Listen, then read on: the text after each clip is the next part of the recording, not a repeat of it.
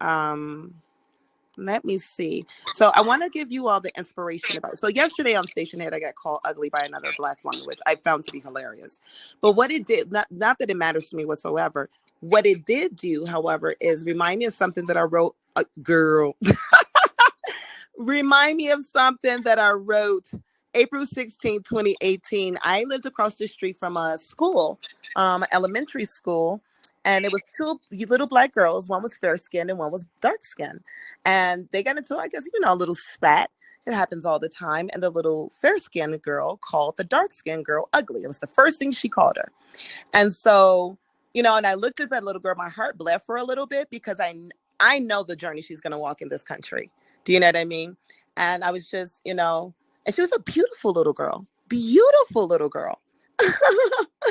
And so, I think sometimes talk radio, like that's the nature of Grimy in my relationship. I fuck with Grimy. I don't fuck with everybody on this app, but Grimy I fuck with. Do you understand? So he and I could go back and forth and have banter, but everything isn't for everybody. But that's okay because his human is a non-factor for me.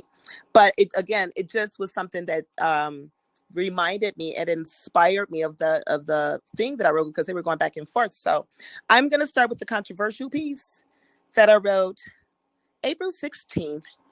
Oh, I was already. Oh, I'm sorry. April 18th, 2016 is when I wrote this.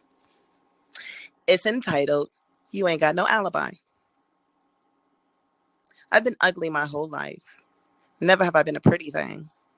Those eyes I did happen to catch only held contempt and disdain, helping me to create my invisibility cloak.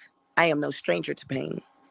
Most days are bearable and oftentimes forgotten until a prick incites the bleeding of blotched ink stains, repetitively reminding you crisply and fervently that you must be insane.